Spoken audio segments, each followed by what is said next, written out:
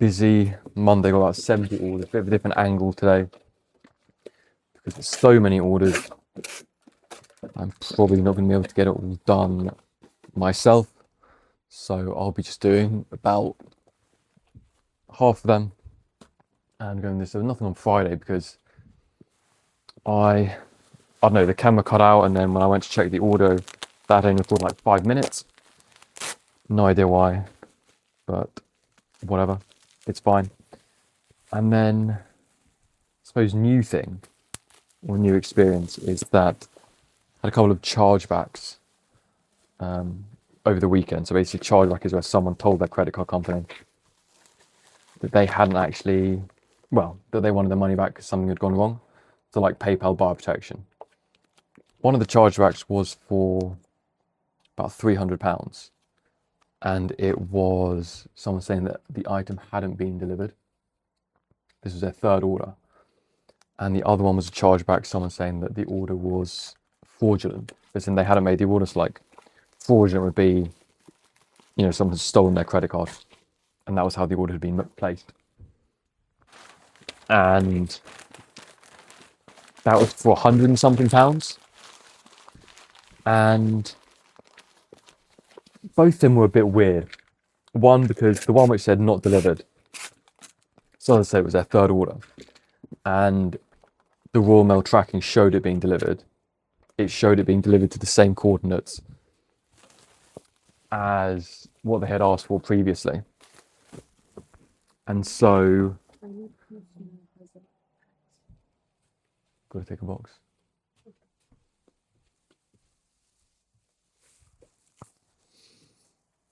And yeah, so it was, the order clearly had been delivered. So I don't know, you know, it's possible for some things like that it's left in a safe place, you know, it's sort of left outside, and then it can, you know, someone can just come up and take it. That is possible, you know, it's a legit thing that could happen, but just a bit odd, especially as it came so late after. The customer had messaged me with issues before. So there was one of their orders where something was missing from it, and they'd reached out to me and they'd said, hey, you know, something's wrong with the order. And then that day, I just sent out the missing item. I need a box as well. All the packs are there. If they're not there, you need to just open up a box.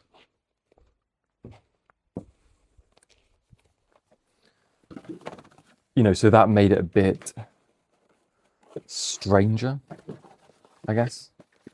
And I don't know, did they just do it because they want their money back? I don't know why they wouldn't have reached out before.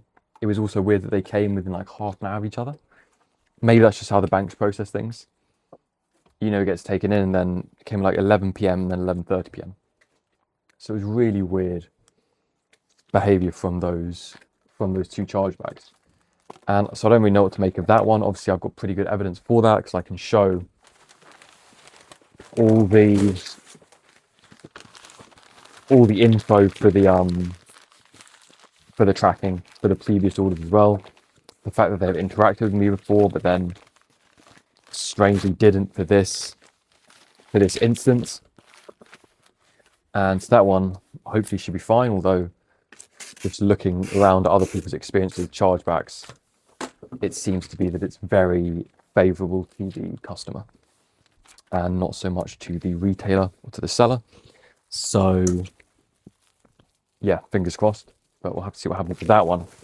And then the one which was fraudulent, again, it wasn't this person's first order. They'd made multiple orders with me. All the packs are there. If it's not there,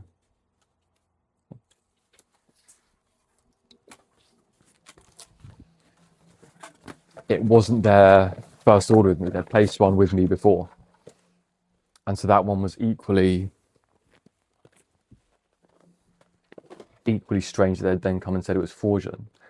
And on top of that, it was an order containing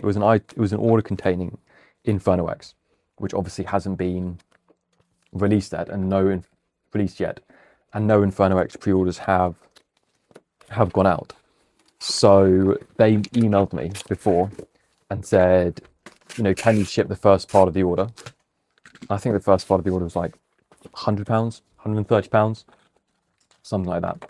So I said, yeah, sure. I'll need to bill you for extra shipping, bill them for extra shipping. And then a few days later, I get a charge back from them. And I looked into how they made the purchase. And looking at it, you can see that they made 3 attempts with credit cards using their shop account, and they failed. And then they succeeded with the 4th card. But so, I don't know, is it possible that it was a stolen credit card? I guess. Still would be weird behavior. And especially because they also reached out and contacted me, and it's their second order, and they're both going to the same address, same phone number, very similar emails, although made with a different account. And it's just weird and a bit annoying, because you hear about chargebacks sort of happening with people, and obviously it's not nice for a business.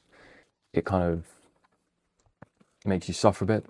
This is the 5th order, so putting it in a pack of 151, and it was over £450, these chargebacks, because you also get a £10 fee from the bank when they make them. So it's sort of, so that's kind of the weird thing or another irritating thing with the one that hadn't been delivered. Because if something had gone wrong with delivery and they reached out to me, I would have sorted it and then can just put a claim in with the Royal Mail, and it's not a big deal. We're all protected in that instance. But the fact that they did a chargeback makes it seem like I don't know. I don't want to say that people are trying to scam, and maybe they've made big purchases and it's coming up to the holidays and they realise they need a bit more money, and I don't know, they're opportunistically looking for we'll just put a chargeback in and it should be fine.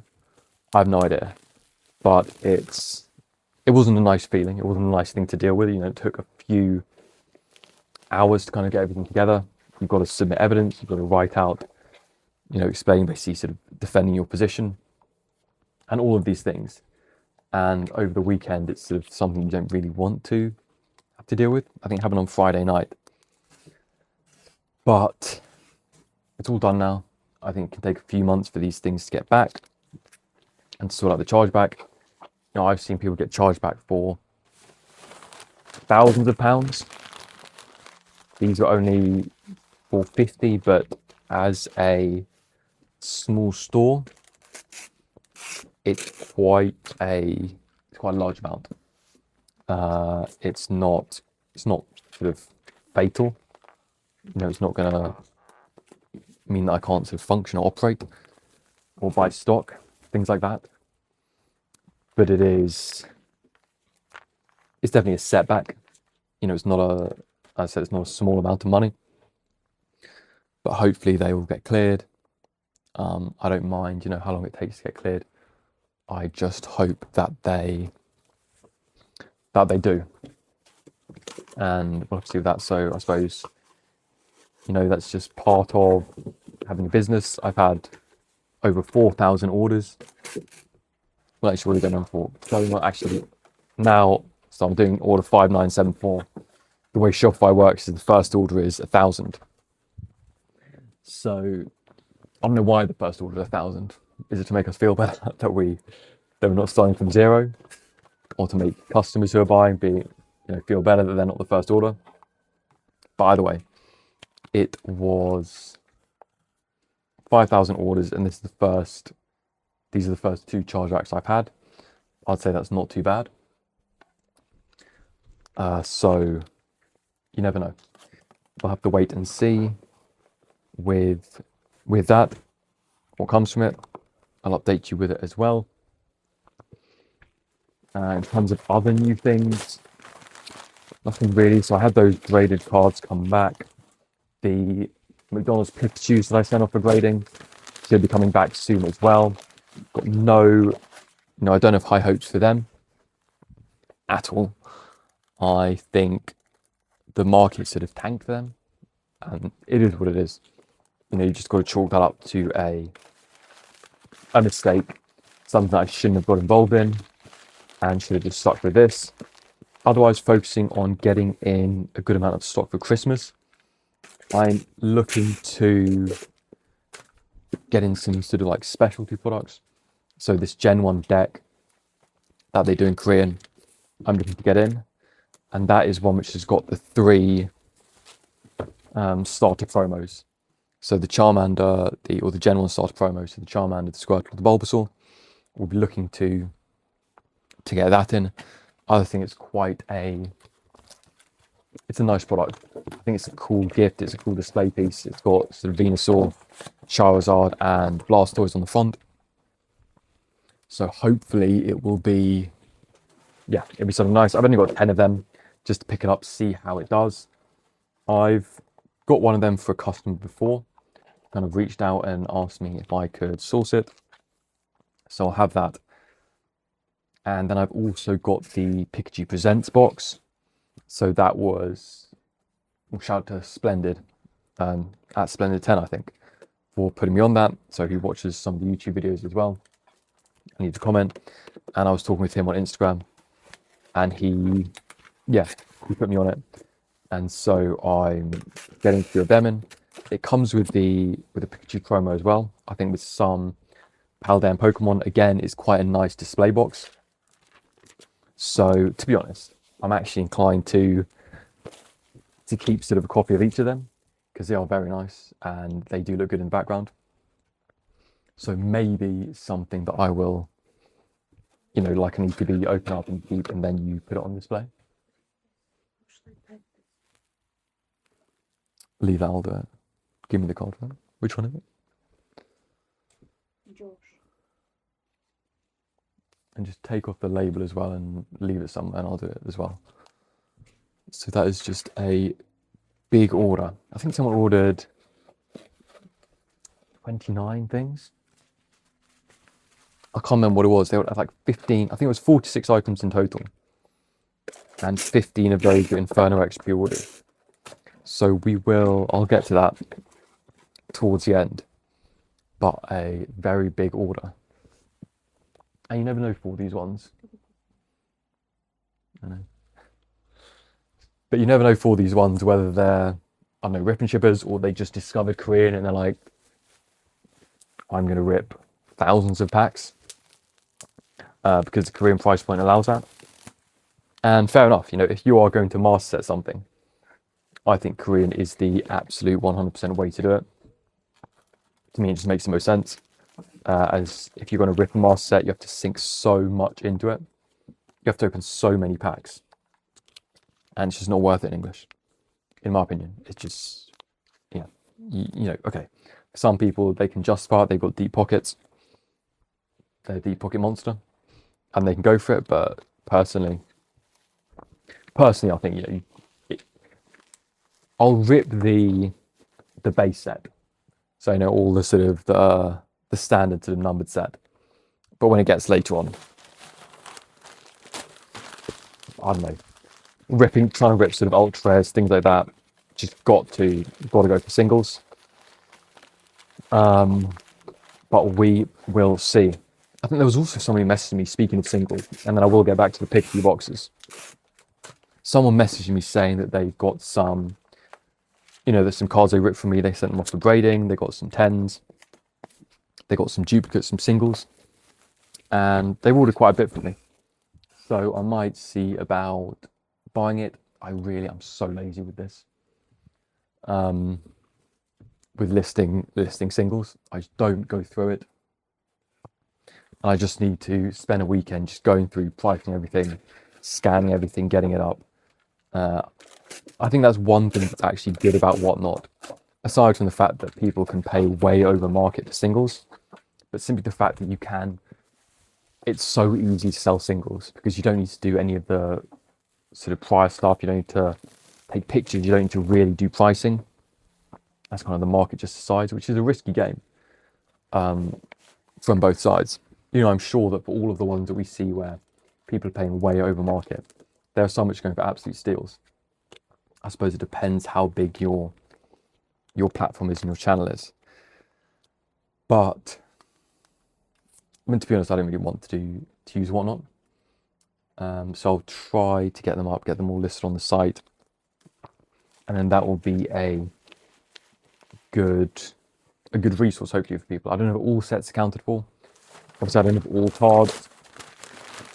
You know, I've got a few here, a few there, mainly from sort of people's Korean collections that I bought, and we will see.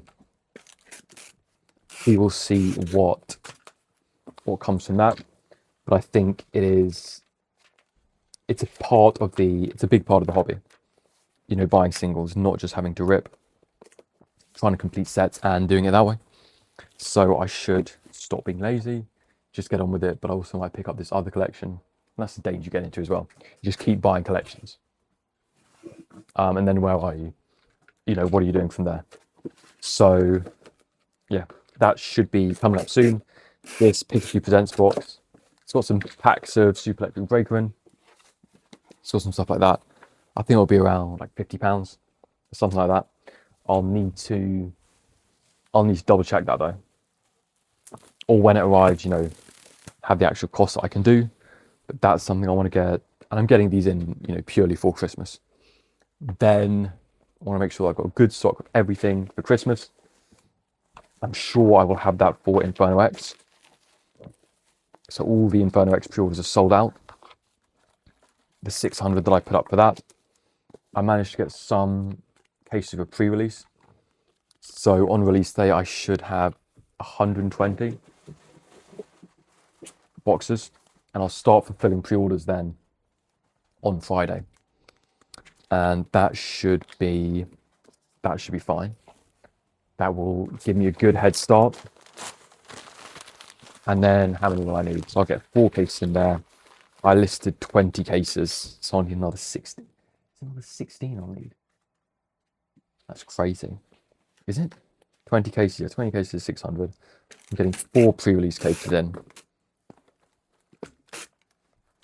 So I'll need another 16.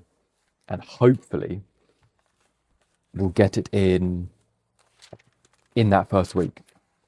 That's my, you know, that's the general plan that I like to go off when I have sets. I think some should be shipping on release day because I've got one sort of supplier who's pretty good with that. Then the other, he's one who's pretty good with that, but he also, you know, tells me things like that. He sent me a message which said that Inferno X had been delayed a week, and I thought, oh no, you know, that is a absolute disaster. If Inferno X is delayed a week, this close to Christmas, you know, with all the potential international shipping delays, domestic shipping delays, and then getting out to customers, this could be a real nightmare. And it's going to be a tough time getting things out. Probably going to have to come in depending how things arrive, come here in the evening sometimes and just plow through orders. You know, it's a big release. You don't have to do this for every pre-order. Although, if the business keeps growing, you know, how much do I have? 20 cases of pre-order. It's not that much, is it? I don't know. I'm sure there are stores who do way more than that. But for me, it's a lot, and it's not something I expect for every pre-order. You know, I don't expect. Well, although, you know, who knows how the store will grow by the time we get to Mega Dream in Korean, which will be coming out in January, end of January, I think, for Mega Dream. I had some Japanese pre-orders for that, but only, how many do I have? I had 20, one case. So I did a case of Japanese Mega Dream. That went fairly quickly. So it's been sold out of that for about a bit over a week now, which is good. I'm always happy to For Japanese, I'm more like I want to get those pre-orders out because I don't want to be sitting on them because I'm slightly sure that the price is going to drop. To be honest, I'm surprised we haven't seen more of the Mega Dream cards. Are they? I checked Poker Feature this morning, but I don't think I saw them. I've seen the standard set. Some really nice Pokemon in there. So I've seen the standard set, but I'm not sure about anything other than that, being like the SARs. So that hasn't been the Dragonite reveal either, and that is something that'll be really interesting to see. It will be. It's such a divisive Pokemon, that Mega Dragonite. I think it can have actually some sort of quite elegant looks. I think it could be quite a nice Pokemon and a nice card. But we'll have to see how they do it and how it looks like that. 3 Heatwave Arena, 1 Terrestrial Festival, so it's order 5985. So I'm curious to see how that will get released. And then, yeah, so I don't expect it to be as big in Korean. My Japanese pre-orders aren't as big either. I think the next Japanese set, so Municus Zero, I believe it's called, which is like a Zygarde set. I don't believe that is going to be as... I don't think it's going to be as popular. Because I was just thinking back, looking at the last releases that we've had in Korean, or in Korean, Japanese, whatever, they've all just been huge. These have been really, really big releases. It's like banger after banger after banger since Surging Sparks, really. I understand you could argue that maybe Battle Partners wasn't that big, but I still think the the Clefairy, the Ends Reshiram, I think you still had big hitters. But there are some, in the Scarlet and Violet, obviously there were some parts where it sort of went down a bit, you had a bit of a lull. But in these most recent releases, so what's that? That's Super Electric, Battle Partners, Heatwave, Glory of Team Rocket, Black Bolt, White Flare, Mega Braid, Mega Symphonia, Inferno X, Mega Dream. A crazy run of sets. So a bit of a break there. And we're kind of seeing also, although interestingly, it's coming out with Phantasmal Flames, a bit of a lull in English, but maybe that's just general markets. Everything across the board seems to be having a slight cooling off. I'm not going to say crash, because obviously it's not a crash, but a slight cooling off. And it's interesting, isn't it? Because I remember I watched the video by Dark Ibex, where he was talking about the Japanese boom and what happened with that. Sound.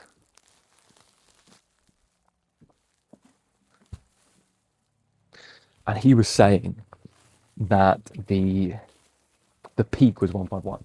So the release of 151 was where it peaked. And it's interesting how you can get these peaks when it's the most popular set. So 151, you think, no, surely that would be start of the boom. Surely that's not going to be the time when things dip. And yet it is. And then you see something like Phantasmal Flames. Surely that's not going to be the moment where people are going to cool off. And yet it was a slight cooling off. Will that actually go into a massive recorrection? Who knows? I'm not 100% convinced. But it's possible. Obviously, it's possible.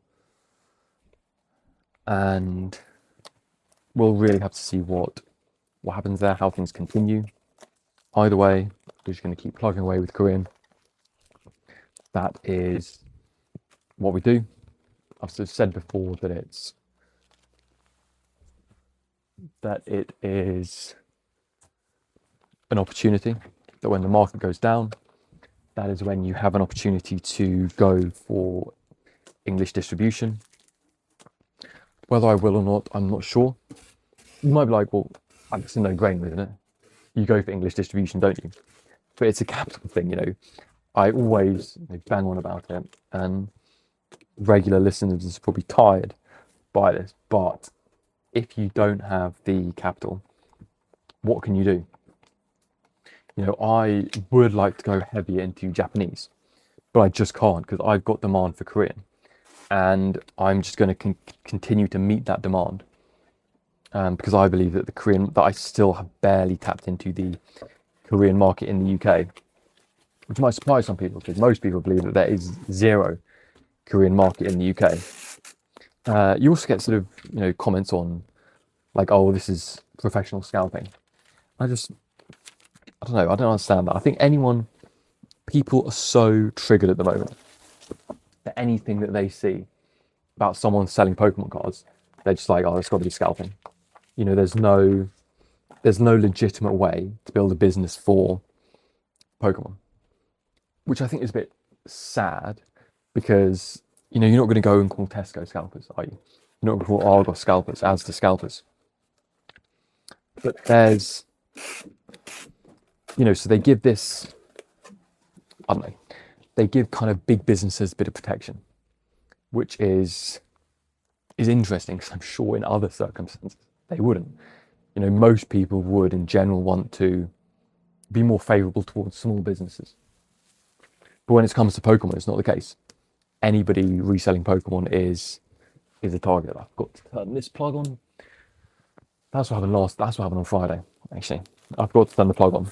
And so that is how the camera died. Despite the fact that I had plugged it in, but it all seems to be going okay today. The audio is going well, the camera's going well. So fingers crossed that this keeps up. But yeah, there seems to be this aversion to small stores, and anybody starting out and trying to grow something is a scalper, is someone who's doing something a bit nefarious, a bit dodgy in how they get stuff. And I can kind of see that for English. You know, if you're clearly just buying English at market and then going and raising prices, I get that. But if you are selling a foreign language, you know, what do they think I'm doing? You know, they think I'm going to Korea every day, buying product there and taking it back, or do they assume that I've got a network of, I don't know, people in Korea who I'm just sending around to stores to go and pick things up for me? I don't really understand what the claim is with this. But yeah, it's something, I get it quite regularly. You know, people saying, oh, you're scalping. Sort of ruining it for children.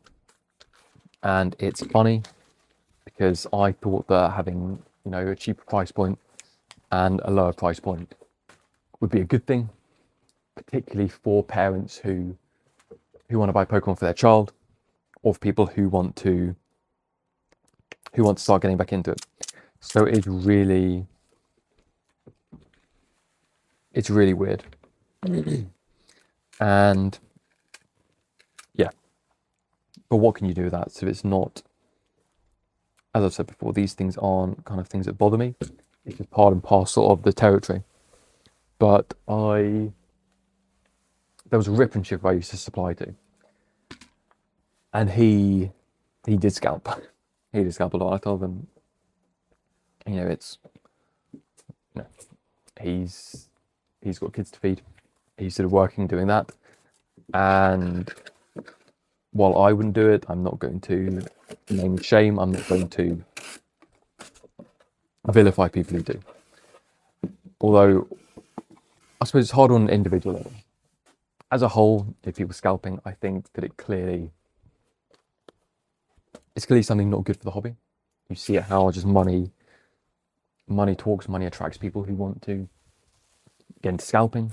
I think a lot of rip and shippers are opportunistic, and they just see where the money is, and so they go in there because it's something they want to do, and then they move on from there. And that's fine. You know, there are people who do that. They're not going to have any longevity, and so it is what it is. You can't prevent these things from happening. And then there are people who really love the hobby, and they do the ripping and shipping because it's an extension of this hobby that they love. And I really do get the community aspect that you have behind that. And I think it is, you know, rip and shippers don't all exist in one basket, or people who who open packs live. They don't all exist in one category. But the problem is for that is if you're doing English, where do you get the packs from? And for a lot of people, it is they just got to wait for release, and then they've got to go around to different Arguses, different Asdas, pick up product, and it's denying it for children. And so the hobby's dislike for scalpers is completely justified. I think there are bigger problems in terms of supply, which come from the Pokemon Company side. I don't think that the solutions that people offer that are helpful. People saying that they should just halt production or limit production, and then that will be something which, and then just reprint all these old sets, but it's just not going to happen. They can't slow down production because they need the production to keep going, because it's part of a Pokemon world. It's an anime, it's a manga, it's the games as well. So they just cannot stop it. They just have to keep going. Which pack do you need? Did you need a pack?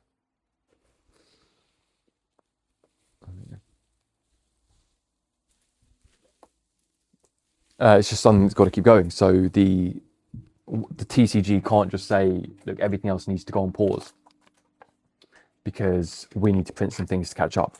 Pokemon need to find a way to maintain levels while continuing to go at the same pace in terms of sets and releases. The other side of that is it's not just the Pokemon Company International which is dealing with this, which is dealing with Pokemon products. There are other countries which are fine in terms of supply. Japan is pretty good at managing supply, even with crazy international demand. And so they're not going to halt just because they've got supply issues in America, in the UK. I don't know about the situation in Australia, but if they don't have any problems, they're not going to halt their run of sets just for that. So, potentially what they're doing is they are slowing down because they want next year to be good.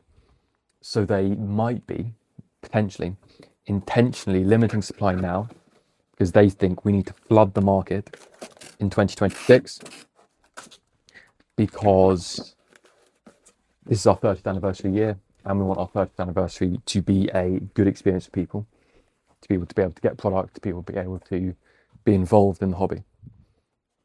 And there's sort of interesting things about whether how much Pokemon like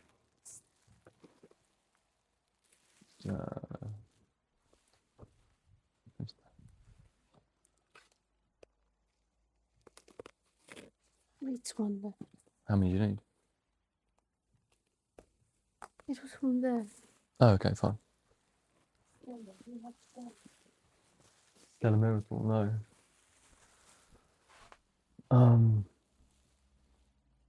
No, you have to open another box.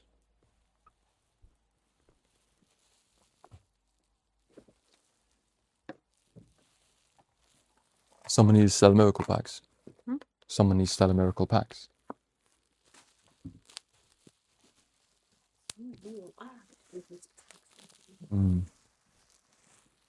I don't know why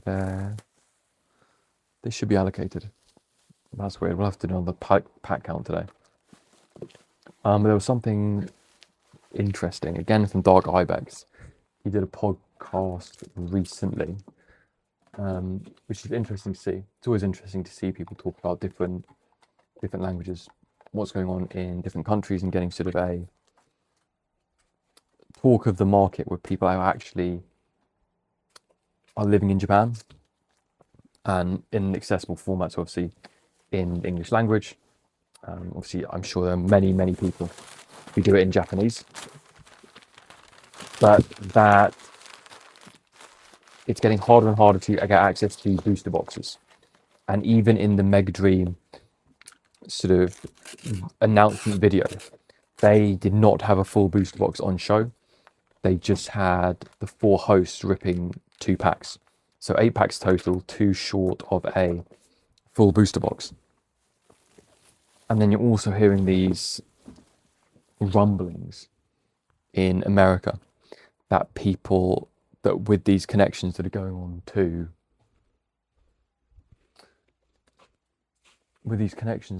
on to I'm just gonna get some more packs with these big box stores.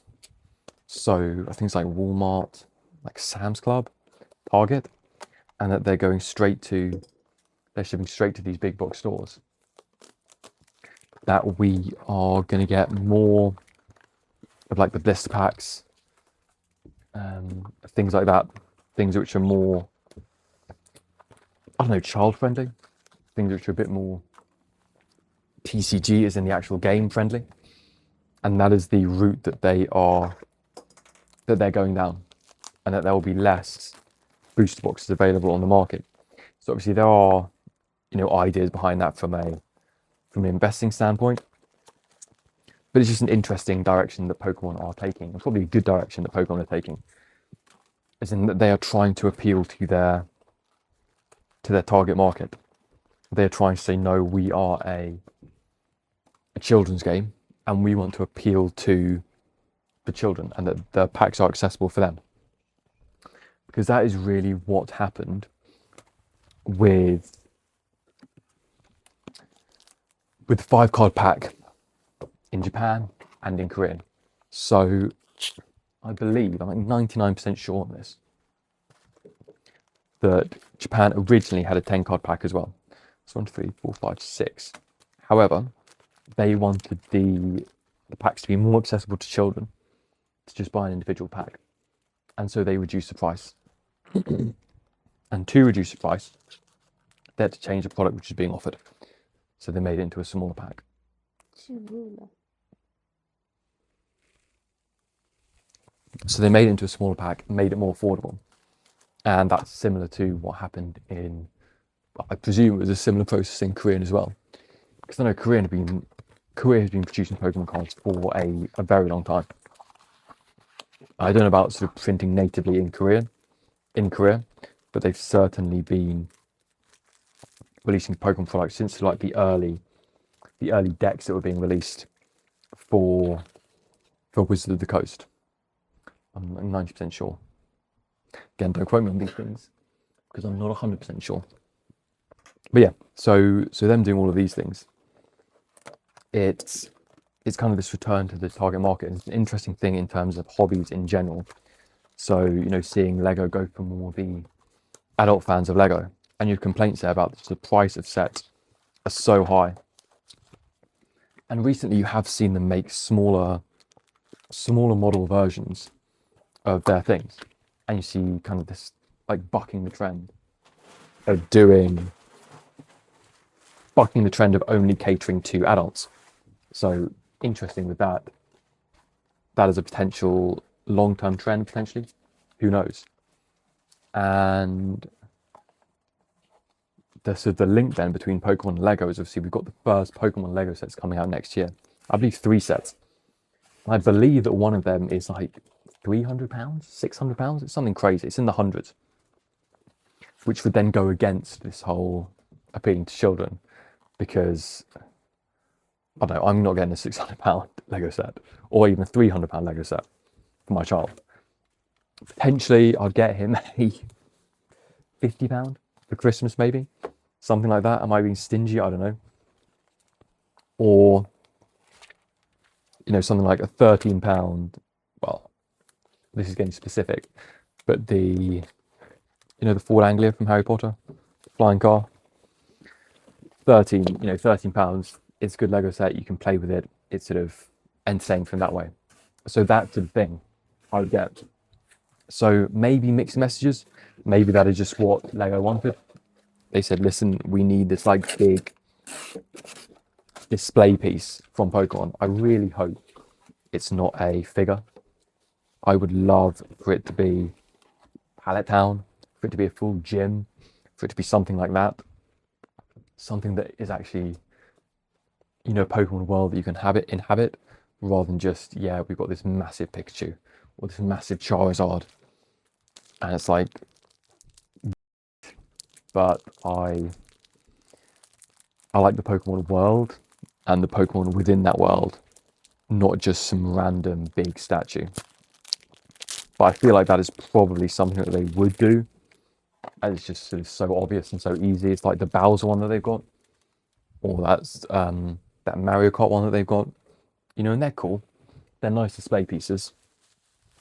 But yeah, I would love if they had like some extended version, like a city, maybe Viridian, with the gym there, with the Pokemon Center, with things like that. I think that'd be really, really cool. And I'd be tempted.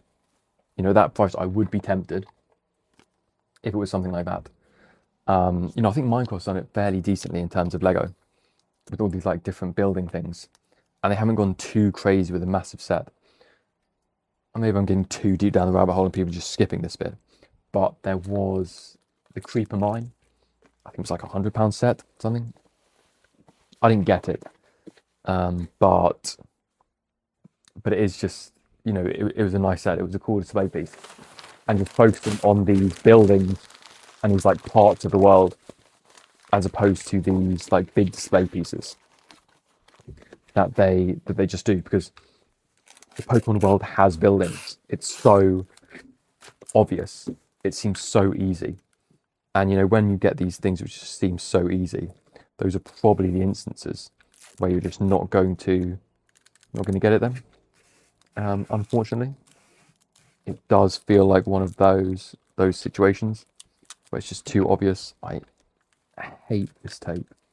It's so irritating when it splits. There we go. What a waste.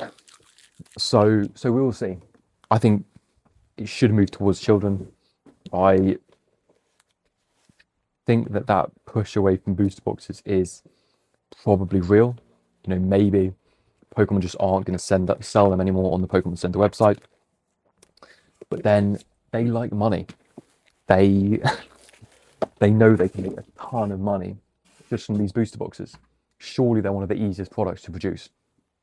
It's not even a nice display piece. Compared to the ETBs, it's probably on the more expensive side. But I'm sure that these booster boxes are just cheap to produce.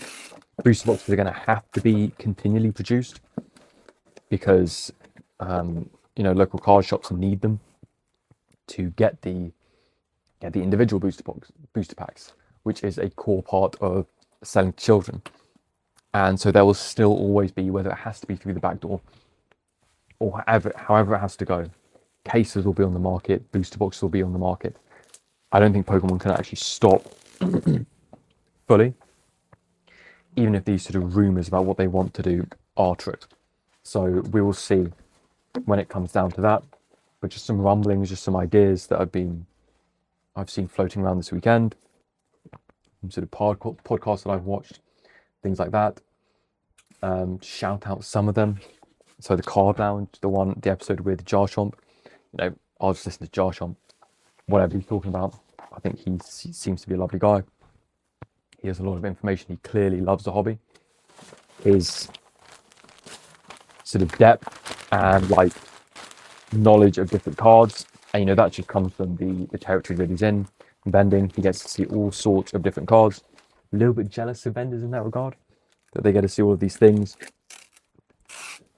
Buying collections that can then be used to bulk up your personal collection. How can you not love that? Or how can you not be attracted by that as a collector? But not to say that I don't have sort of some possibility to buy collections. Again, capital always comes back to capital and not being able to swing it. But in the future, sort of expanding the collection, I believe in the singles. I believe that singles need to be a part of a good TCG store, and so I will try and maintain a good selection. It's just hard to do. Hard to have the capacity to do it, but I will. Yeah, it's just something that needs to be picked up as the business grows, as I can sort of dedicate my time to different things. Regardless, I was meant to get to some questions last Friday that I didn't manage to do because of the content, so I'll do them now. And the first one is from YouTube by JimmyLad89, who's been really helpful in his comments and his content, sort of posting things, giving me lots of questions to go over for the live stream. So, and there will be another live stream this week, possibly on Wednesday again, but I'll need to work out the day. Anyway, so he left us on YouTube, and he says, start my own journey, and this is on the video from the 17th of November. It says, start my own journey selling Japanese Pokemon cards, started with the singles bundled together, make Pokeball themed mystery packs. So that is something that I actually started doing when I first started trying to build a Pokemon shop. I did those singles. So I did it with like 1 EX or better, so usually an art rare, 4 holos, and then the rest Pokemon cards with 5 trainer cards. I tried to do one of those as a bonus holo as well, and so it was a 50 card pack, like starter packs. They were like £3 or £4. They really weren't that expensive, but this was before, before the boom, when even buying bulk got quite expensive. So selling it in that format, and I did it on eBay, but JimLad89 says he was selling it on TikTok. I know the fees are a slight issue, but I'm waiting to generate some more capital before venturing out to booster boxes and packs. So yeah, I would have a preference for eBay, I think, just because as an individual seller, you don't pay any fees if you're a private seller. So I'd really recommend that's just a great way to maximize your profits, 0 platform fees, and start to just get a taste of selling, so you can enjoy it as a way to raise capital as well. I think it is a great idea. It's what I did, and I would highly recommend it to anyone doing this. This is the wrong label. What is going on here? Because this was an international order. This is not domestic, so I'm going to carefully try to get this label off me. There we go. I'll write the name on here. That's going to the Netherlands. I'll put that over here. And then let's go on to the next order. So 1 Battle Partners, 2 Snow Hazard packs. So Snow Hazard and Clayburst back in stock. But yeah, so I've got a preference for eBay. Although one good thing about TikTok is it's a great way to make content, and then you can easily link it to there. So if I were doing this, I would also be making content as well. The content that I did make for these boxes, for these mystery packs, was effectively rifling through them, showing all the different ones laid out, showing how I package and pick them. That is what I would do. And then I would have the product tagged in all of them. And I think that would be a really good way to, one, get used to the marketing side of things. And if you actually like videos, and these can be faceless, you don't have to talk at all.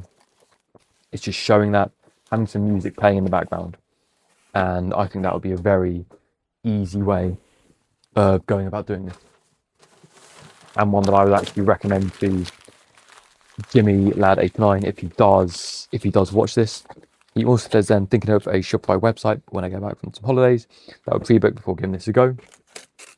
And yeah, I think you want to get into it when you actually have some time. You don't want to get it and then you suddenly got to do a break in the store. I haven't shut down the store at all. So to go on holiday, I've just sort of kept going every day, getting orders fulfilled. I've been away maybe for a couple of days and just had people pick it up for me. And I'd like to say that's where all the packing mistakes came from. Unfortunately not though. And so yeah, once you're in it, you kind of just got to go.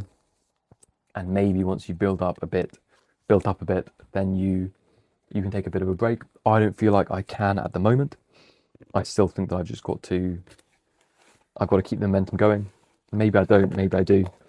I don't really know. And then he said, I just wondered if you don't mind sharing your business journey story and any advice on your live stream on Wednesday. I'm enjoying these chill and pack videos while in my regular 9 to 5. Thank you very much. Hopefully you're watching today. And how much was business earnings before taking the plunge into full-time Pokemon card business? I'm looking forward to the live stream, even if I have to watch it back. So yeah, the video is live at the moment. If anyone wants to go and watch it back. In terms of how much should I earn before that, before going full-time, I want to say I was at 6 figures, but that might be a lie. I might have started winding down work at like 70k, 60k, something like that. I have a feeling I did it in March. You can fill them more if you don't have enough sites.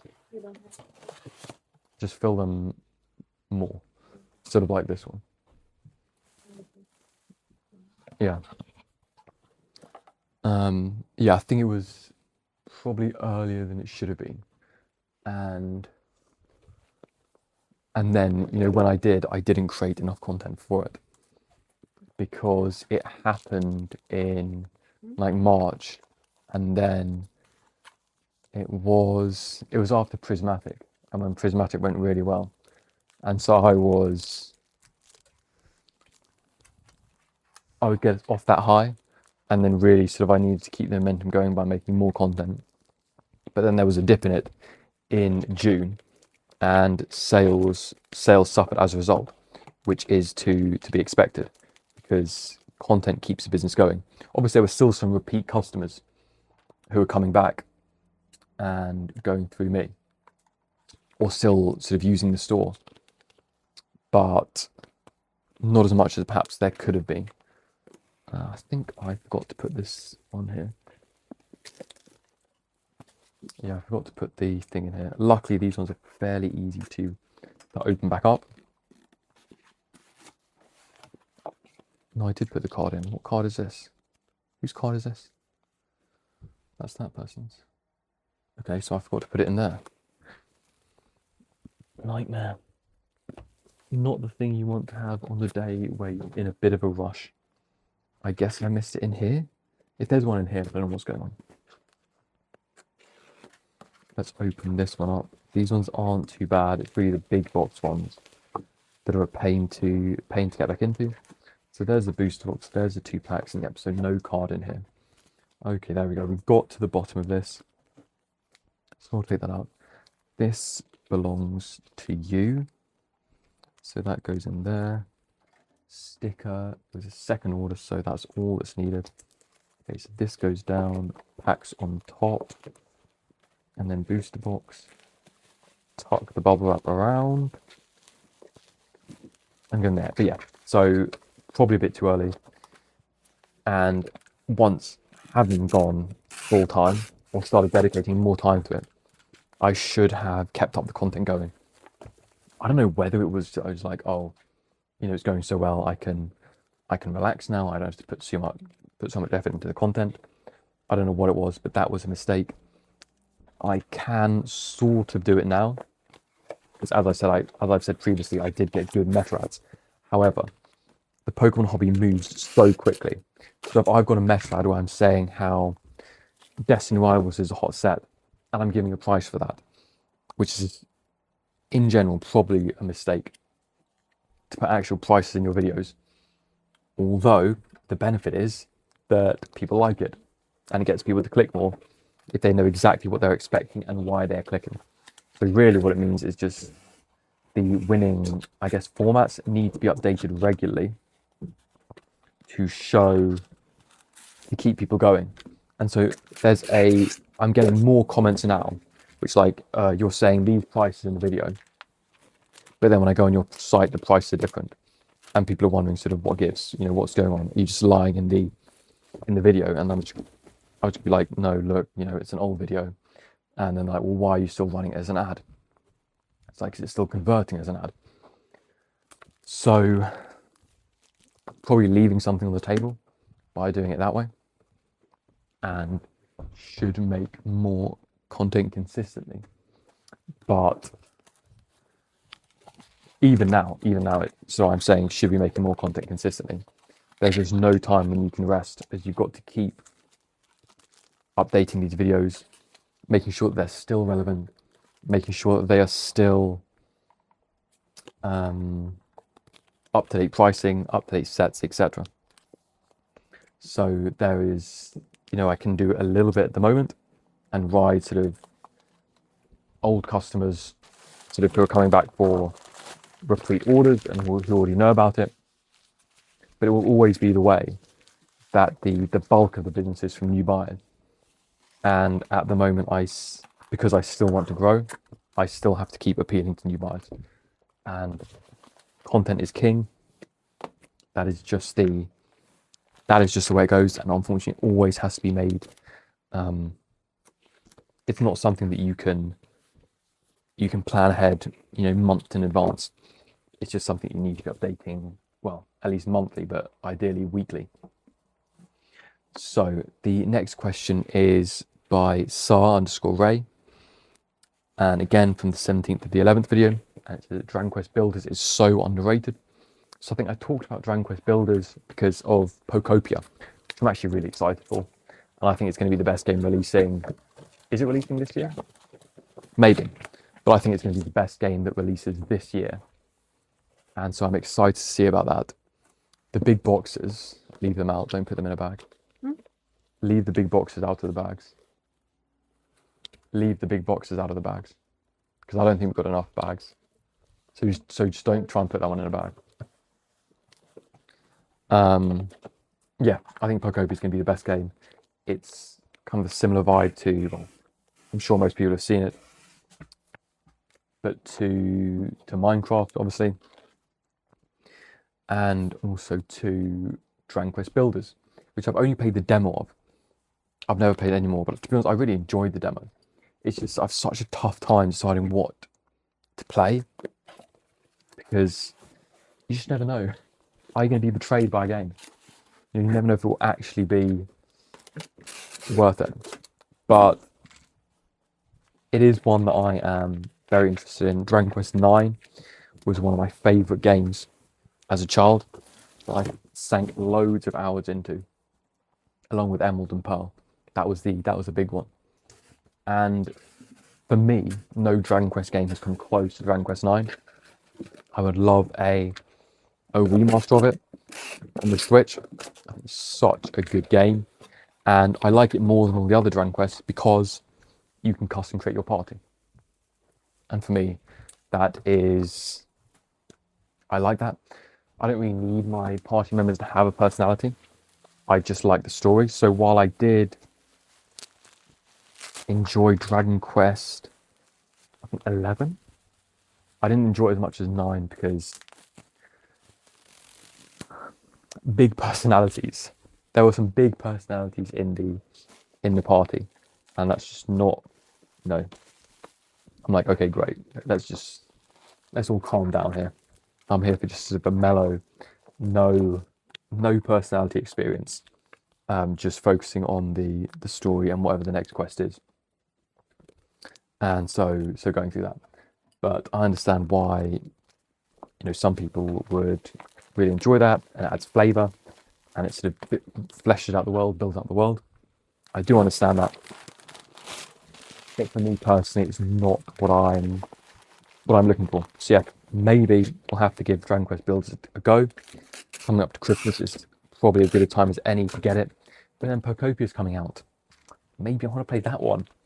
Maybe that is the one that's going to take my time. I don't know. Coming down to only a few more orders, and then having to see what's come in during this time. As I keep saying, you're probably hearing that I just don't have enough bags. The mail bags from Royal Mail, because they need to all go into there, and then those are taken by the postman.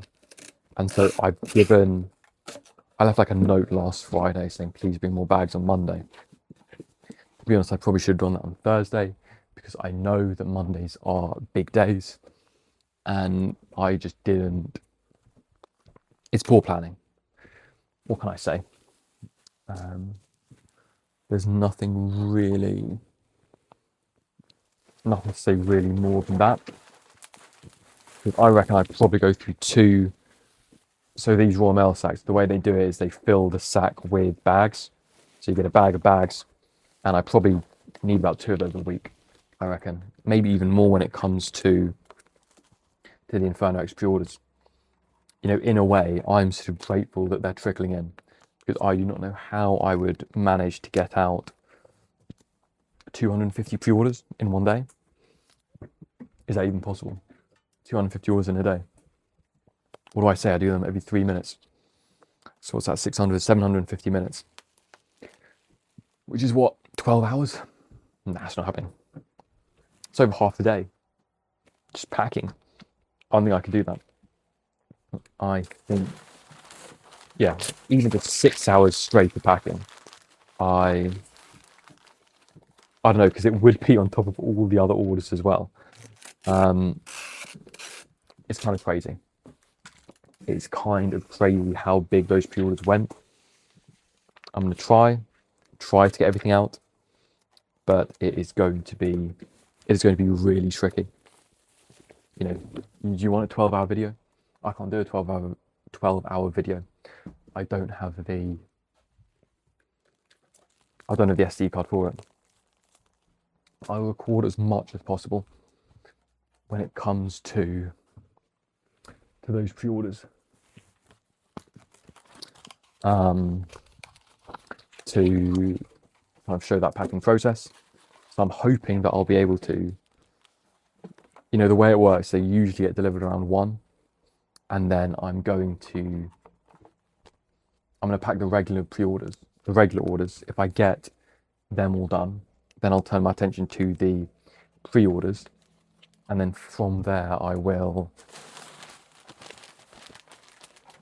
spend that evening, I guess, packing pre-orders. I think that's the way that I'm gonna have to do it,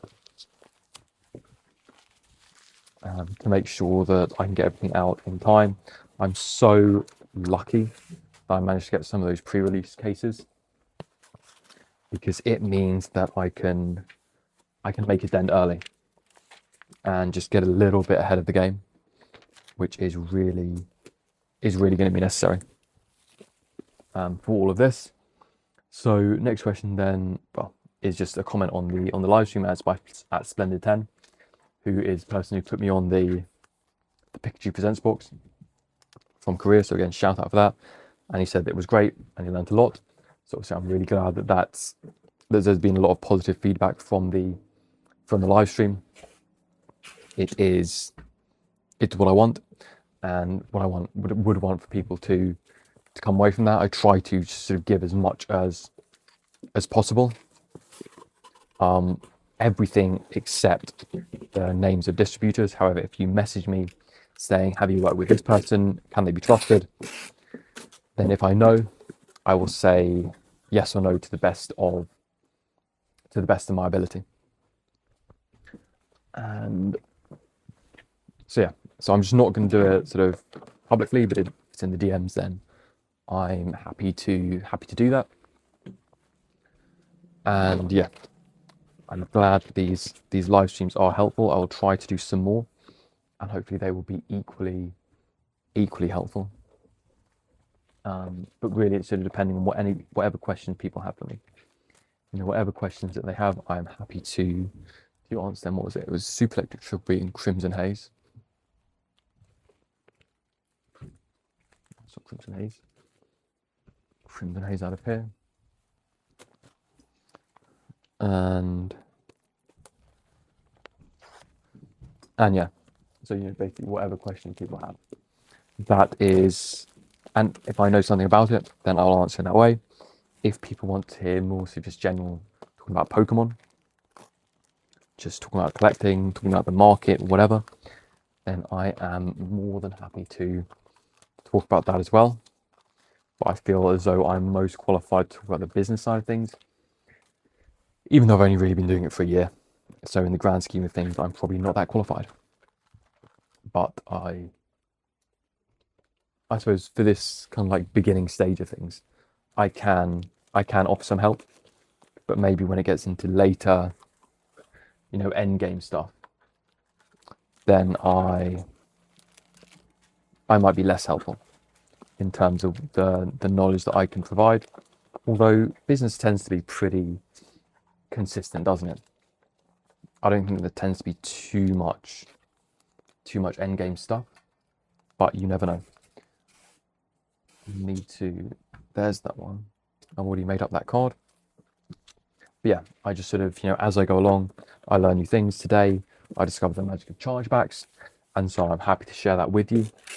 I will see what happens with the outcome.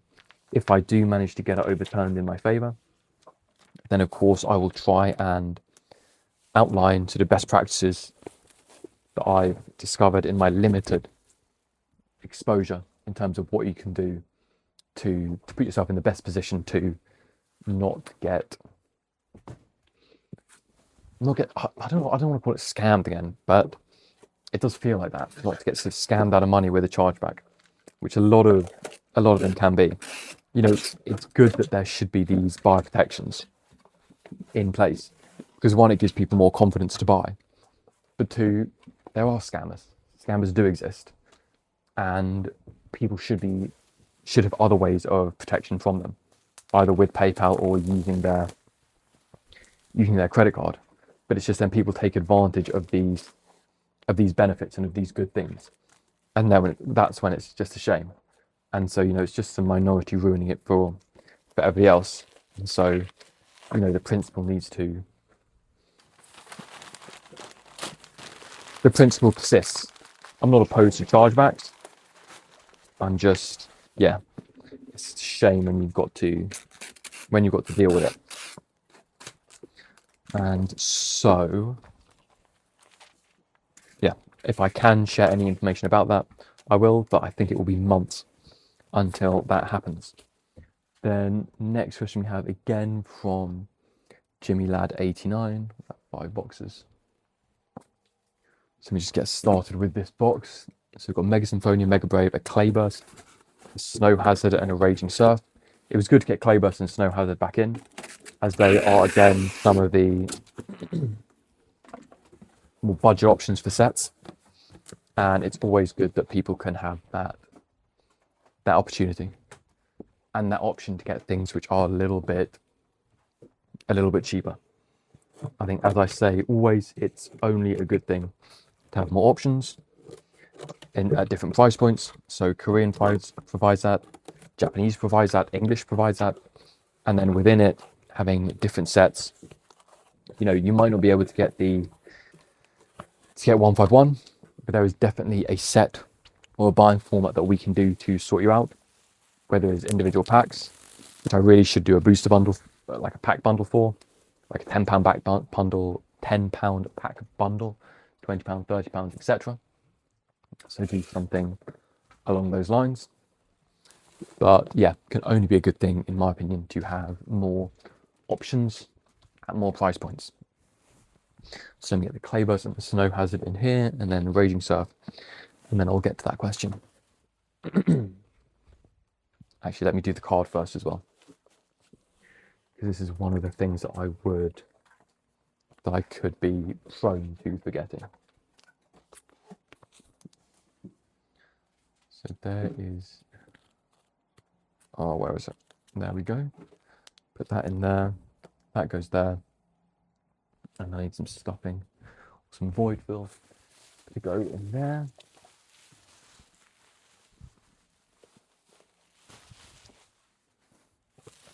So the next question was again from JimmyLad89, and it was from the video on the 19th of November. So with the VAT and customs duty, due to the commodity code of the card, it says online, so hopefully 0% on customs duty, but I have to pay VAT on the cost of goods, shipping, and insurance. So from that, I expect as a seller just to add VAT to my imports. So on an £800 order from Japan, I expect to pay £160 VAT and any handling charges from DHL and FedEx. So yes, usually get those admin fees that are added on. In my experience, they're like £15, £20. They can be, and which is fine.